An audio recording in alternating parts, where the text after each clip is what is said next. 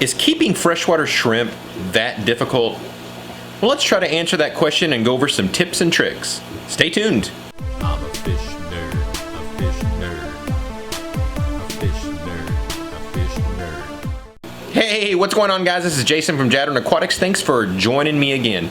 So today we're going to talk about keeping freshwater shrimp. We're going to keep this broad. Not just Caridina, not just Neos, but just keeping shrimp in general. And what are some tips and tricks in being successful? And is it as hard as some people say it is? Is it easy as some people say it is? So let's go around and let's talk about it step by step and come up with some tips and tricks. The first thing let's talk about is information and doing research. One of the most important things that you can do is to do proper research so you know exactly what it is that you're getting into. And another thing that is a really good way to find out a ton of information is join some of the Facebook groups that deal directly with shrimp. There's quite a few of them. Try to join some of the bigger ones, and these are where you're going to find a whole lot of information. Of course, you can watch a lot of YouTube videos and learn a lot of different things that way too, but the only problem that you can run into is when you're watching a YouTube video from one person, that is what that person has been successful with, or perhaps that's just them repeating what someone else told them. But the good thing is whenever you join one of these Facebook groups, you can actually ask questions. And not only are you able to ask questions, but you're going to have more than one person that's going to respond to you. There are a lot of people on a lot of these different Facebook groups that really want to help out. They really do want to see you successful because they know the more people that are successful with shrimp, the bigger and the better the hobby is going to grow. The more different type of color strains we're going to get, it's just going to be just better for the entire hobby. The other thing that's good is when you get a bunch of people to respond to you, you can get different views on different ways people do it, and you can see how one person does it, and maybe another person will come in there and say, no, never do it that way, you need to do it this way. And it'll give you the ability to really be able to go through and make a decision based upon what you're dealing with on how that you can be successful. So be sure and look up and find some of these Facebook groups that deal with shrimp. Next, let's talk about what type of shrimp that you want to get. So if you're just starting out, the best thing you can do is start out with some simple cherry shrimp like these guys. These guys are extremely easy to take care of. The water parameters can vary quite a bit. The temperature can sway quite a bit. These guys, in many cases, can be really, really rock solid and very easy to take care of. And the best thing about them is it allows you to get your feet wet and you begin to understand a little bit better about the way that shrimp act and the way that they breed and the way that they feed and just everything they are in general, because these guys are extremely different than what fish are. If you're used to keeping fish, it doesn't mean that you're going to be good at keeping shrimp. Again, you need to do your research and you need to understand exactly what these type of shrimp need.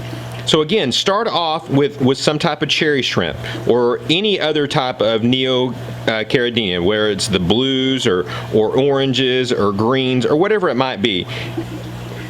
Then once you've done it for a while, then you'll feel a lot more secure in the ability to move up the more difficult shrimp like the Caridinas.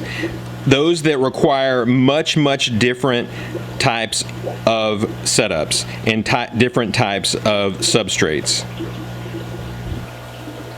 So let's talk a little bit about substrates. Now when you're keeping Neos, you can keep them on pretty much any type of substrate. You can keep them in just rocks only, you can keep them in pool filter sand, you can keep them in the crazy clown gravel, you can keep them in just about anything except for active substrates. And when I mean by active substrate, it means it's a substrate when you add water to it that it is going to change the parameters of the water. Now, a lot of the substrates that are out there that are made for shrimp are the ones that are really made for Caridina shrimp. Those are the substrates that are going to lower your pH, so that you understand again that Caridina need a softer water and Neos need a harder water. So as you can see, these Neos that are right here, they're just on a simple black gravel. And so that you guys know, the dark substrate work really good for some of the lighter color shrimp, like the oranges and the greens and the reds, whereas a lighter substrate is better for some of the darker color shrimp, like the fantasy blues and the blacks. Now, as far as plants go, plants are not something that's necessarily really critical for the shrimp. It's not something that they have to have. The main thing about plants is it provides more room for biofilm to grow. And the more biofilm that you have in a tank, the better that it is, especially for keeping shrimplets or juvenile shrimp alive. They eat so much that you need to have a place where there's constant biofilm being built up. So the more seasoned that your tank is, the better off it is for keeping shrimp. If you put them in a brand new tank, you're pretty much going to get put in a position where you're going to have to feed powder foods fairly often to be able to keep food that's completely accessible by your baby shrimp, or they're not going to survive. But again, you can pretty much use just about any type of plant you want. Again, it's not really something that you just absolutely have to have. A lot of people like to use mosses because it gives the shrimplets a great place to hide to get away from any type of predation. If you're keeping them in a tank that has fish in it. So that's another thing to keep in mind. Pretty much any fish that's out there that has a mouth big enough for a shrimp to fit into is going to eat shrimp. It's just naturally what fish do. So even if you have a tank that has endlers in it and you have shrimp that are spawning and you've got babies that are coming out of it, the endlers will eat some of the baby shrimp. It's just what they do. That's how small those shrimp are. So understand that your best way to have the best success with shrimp is to keep them in a shrimp only tank. Now, if you really like the look of keeping shrimp with fish, that's just fine. But just understand that you're not going to have the population growth that you're going to have if you keep them in a shrimp only tank. Now, this tank actually does have fish in it, but you can see I have a huge population of neos in here, and a lot of it has to do with the fact that I've got guppy grass in here so heavily that it provides a tremendous amount of places for biofilm to grow, but it also provides places for the shrimp to get away from any of the fish that are in here. Now granted, the only fish that I really have in here besides cories and plecostomus are celestial pearl danios, which are extremely small and will have a difficult time eating some of the baby shrimp. Now let's talk a little bit about filtration and what type of filtration that you should use. To me, by far the best thing you can use are either matin filters or sponge filters because of the fact that it builds up a lot of biofilm on it, and you'll find shrimp hanging out on filters all of the time because there's so much to eat on them. Now, if you're running a hang on the back or any other type of suction type filter, you run the risk of sucking some of the shrimp out and killing them in the process. Now let's talk about where to get your shrimp. There's a lot of different places that are available. So where is the best place to get shrimp? Well, probably the best place by far is if you have someone local that's breeding them, because then you have the ability to go over to their house and you can see exactly what they're doing, and you can try to replicate exactly what they're doing, and you can see exactly what type of additives that they're using, what type of substrates that they're using, and then you can create that exact same thing at home. Now the next thing would be, there's a lot of places online that are going to be selling shrimp. First thing that I would do is, again, go back to some of these shrimp groups and ask questions.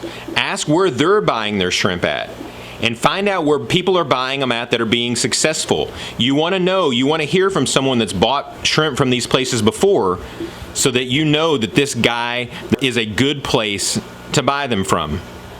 Next thing is, no matter where you're buying from, you want to know what type of parameters that they're keeping their shrimp at. You want to know what the TDS levels are.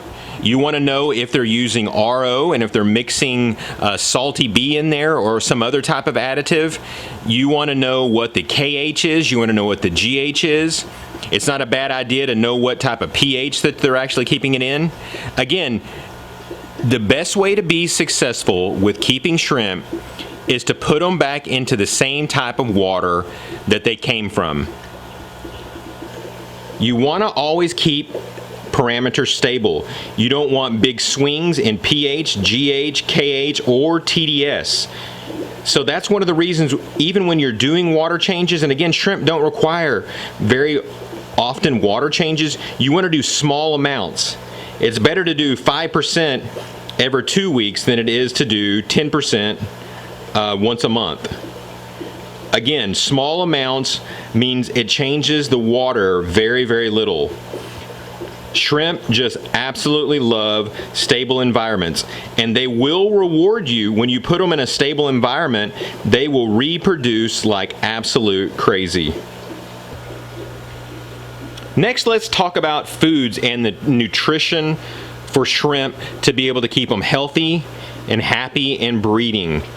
Don't skimp on the food that you buy for your shrimp. It's extremely important that your females get the right amount of calcium that they need, because they need to be able to molt, because they can't breed unless they molt. So be sure and buy some of the better type shrimp foods. Don't just use standard fish food to feed them. Be sure and feed them some of the higher quality type shrimp food that's out there. There's a lot of different brands that are out there, and most all of them are really, really good. Again, this is another example of when you can go back to your Facebook group and you can reach out to people and ask them, hey, what is your favorite type of shrimp food? And you're going to get a tremendous amount of answers. And another little tip that you can use is if you have baby shrimp, or you know that your shrimp are about to have babies, is to take some of the shrimp food that you have and crush it up really fine and create kind of a powder type food, or simply just buy some powder type food and sprinkle it all throughout the water. That way it kind of gets in all sorts of crevices, because one of the problem is whenever your baby shrimp are born, they don't typically move around too much from where they first are laid at. So if they have to travel very far to find food, they are going to starve. One of the favorite type of foods that I like to use that I get from Rob at Flip Aquatics is Bacter AE. It's a powder food that you can feed quite frequently, and it just immediately provides a biofilm that forms on absolutely everything. And I've noticed that I have just a tremendous amount of success with my baby shrimp survival rate simply by using the Bacter AE. Alright, there you go. I hope you guys enjoyed this. I hope you learned something from this. I hope you are now excited, if you haven't even started your first shrimp tank, that you're ready to get out there and get your first shrimp tank going. It's not that it's difficult to do, but you need to be prepared. You need to do your research, and you need to know what to do and how to set up your tanks. And once you have that information, it isn't that difficult. And always remember, don't be afraid to ask questions. If you can't figure something out, don't just guess. There's so many people out there that really, really want to help. So if you've got any questions, be sure and leave them down below. I'd love to be able to communicate with you guys. If you haven't subscribed to my channel already, be sure and hit that subscribe button. Don't forget to share and like this video also. So thanks again, guys, and God bless.